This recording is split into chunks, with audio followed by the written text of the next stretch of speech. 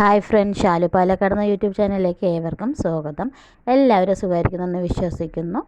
നമ്മൾ ഇന്ന് വന്നിട്ടുള്ള പുതിയൊരു അപ്ഡേറ്റുമായിട്ടൊന്നും വേറൊന്നുമല്ല, തൊഴിൽ കാർഡിനെ കുറിച്ചാണ്. തൊഴിൽ കാർഡ് നമ്പർ രജിസ്റ്റർ ചെയ്തിട്ട് ലഭിക്കാത്തവർക്ക്, നമ്പർ കയ്യിൽ ലഭിക്കാത്തവർക്ക് വേണ്ടിയിട്ടുള്ളൊരു വീഡിയോ ആണിത്.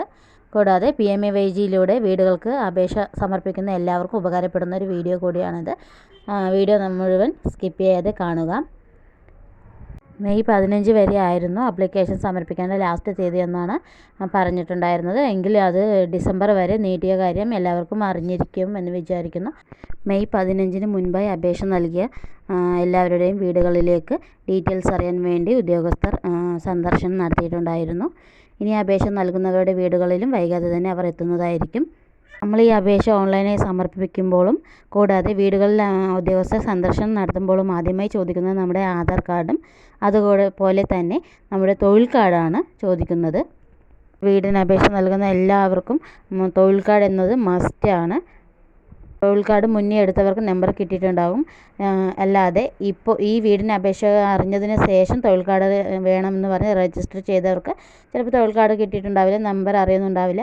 അവർക്ക് വേണ്ടി നമുക്ക് ഓൺലൈനായിട്ട് എങ്ങനെ തൊഴിൽ കാർഡ് നമ്പർ നമുക്ക് കണ്ടെത്താമെന്നതിനെ കുറിച്ചുള്ള ഒരു വീഡിയോ ആണ്. അപ്പം വീഡിയോ സ്കിപ്പ് ചെയ്ത് കാണുക. അതിന് മുന്നേ നമ്മുടെ വീഡിയോ ആദ്യമായിട്ട് കാണുന്നവരാരെങ്കിലും ഉണ്ടെങ്കിൽ ഒന്ന് ലൈക്ക് ചെയ്ത് സബ്സ്ക്രൈബ് ചെയ്ത് സപ്പോർട്ട് ചെയ്യണേ. കൂടാതെ തൊട്ടടുത്തുള്ള ബെല്ലൈക്കൻ പ്രസ് ചെയ്ത് ഞാനിടുന്ന ഓരോ വീഡിയോസിൻ്റെ നോട്ടിഫിക്കേഷൻ നിങ്ങൾക്ക് ലഭിക്കുന്നതാണ്. വീടില്ലാത്ത ഓരോരുത്തരുടെയും സ്വപ്നമാണ് സ്വന്തമായി കയറി കിടക്കാൻ ഒരു വീട് നമുക്കുണ്ടാവുക എന്നത്. അത് ഈ പ്രധാനമന്ത്രി ആവാസ് യോജന ഗ്രാമീൺ എന്ന പദ്ധതിയിലൂടെ നമ്മുടെ സ്വപ്നം യാഥാർത്ഥ്യമാകുകയാണ്. അപ്പോൾ നമ്മുടെ തൊഴിൽ കാർഡിൻ്റെ മുൻവശം എന്നത് ഇതാണ്.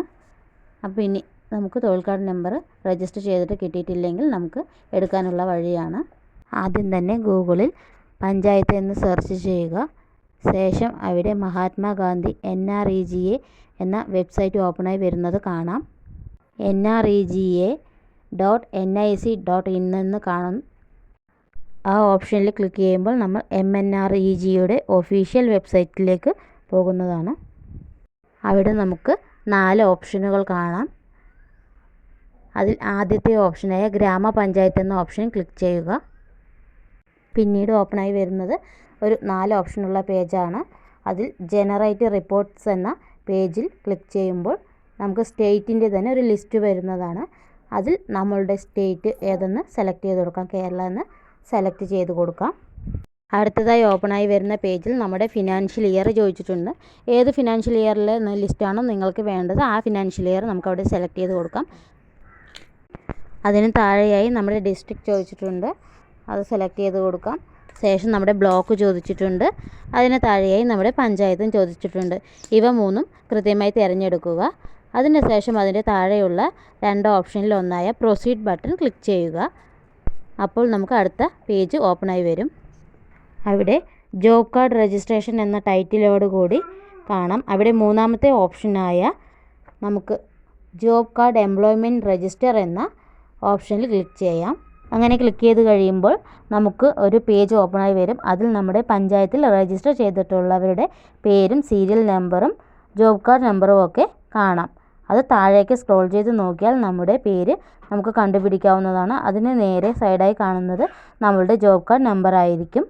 അതിൽ തൊട്ട് കഴിഞ്ഞാൽ തന്നെ നമുക്ക് പുതിയൊരു പേജ് വരും. അതാണ് നമ്മുടെ ജോബ് കാർഡ് ഡീറ്റെയിൽസ് അടങ്ങുന്ന പേജ്. അതിൽ നമുക്ക് ജോബ് കാർഡും നമ്മുടെ ഡീറ്റെയിൽസും ഉണ്ടാവും. അപ്പോൾ ഇങ്ങനെ നമുക്ക് നമ്മളുടെ ജോബ് കാർഡ് നമ്പർ കണ്ടുപിടിക്കാവുന്നതാണ്.